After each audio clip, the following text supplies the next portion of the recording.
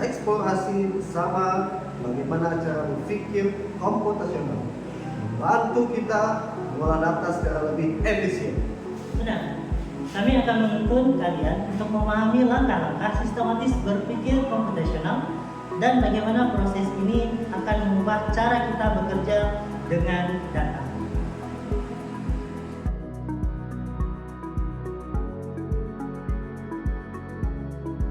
Konsep dasar berpikir komputasional adalah pendekatan sistematis untuk menyelesaikan masalah, tidak hanya di dunia teknologi tapi juga di berbagai bidang kehidupan. Intinya mencakup dekomposisi, pengenalan pola, abstraksi dan berpikir algoritmik. Di pengolahan data, kita siap memecah masalah besar menjadi bagian-bagian kecil, mengenali pola, serta merancang langkah-langkah sistematis untuk mendapatkan insight.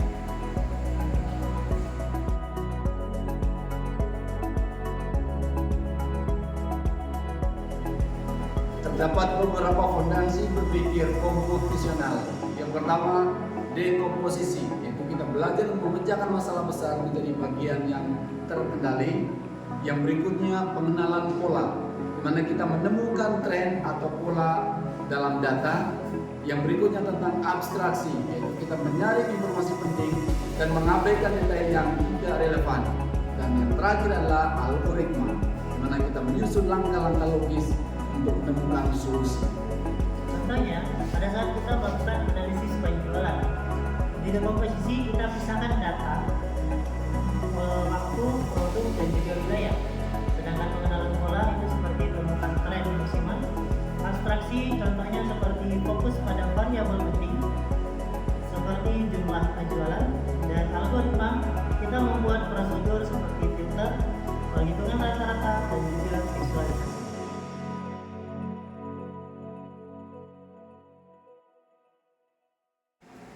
Kita lanjutkan dengan contoh nyata. Yang pertama yaitu dekomposisi. Misalnya, pisahkan data berdasarkan produk dan periode penjualan. Yang kedua yaitu pola. Temukan tren seperti produk yang lebih laku di waktu tertentu. Kalau mau diperkaya, kita bisa pakai algoritma klasifikasi seperti ID3 atau C4.5 untuk memprediksi performa penjualan atau perilaku pembeli serupa dengan metode di edukasi siswa.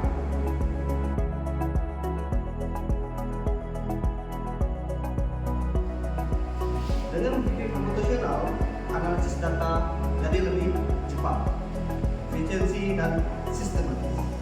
Selain itu, pola pikir ini meningkatkan kolaborasi, membantu kita menjelaskan logika proses data dengan jelas dan di dalam tim. Dalam konteks pendidikan, berpikir komputasional juga membangun pemahaman matematika dan sains dalam data melalui abstraksi dan algoritma.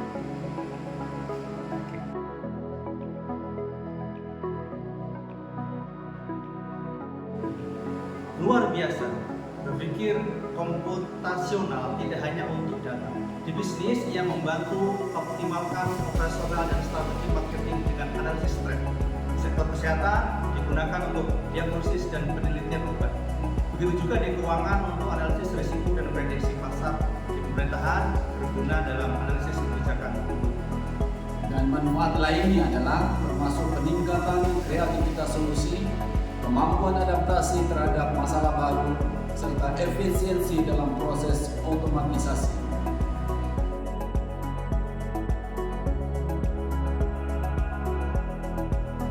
Ringkasnya, berpikir komputasional membentuk pendekatan terstruktur untuk yang pertama, memecahkan masalah atau dekomposisi, yang kedua, mencari pola data, yang ketiga, menyaring info penting atau abstraksi, dan yang keempat, merancang solusi atau algoritma. Hanya untuk analisis data atau ilmuwan, metodologi ini bermanfaat di pendidikan, bisnis, maupun kehidupan kita sehari-hari. Terima kasih telah mengikuti. Mulailah gunakan berpikir komputasional hari ini agar semakin tangguh video singkat ini. Semoga bermanfaat.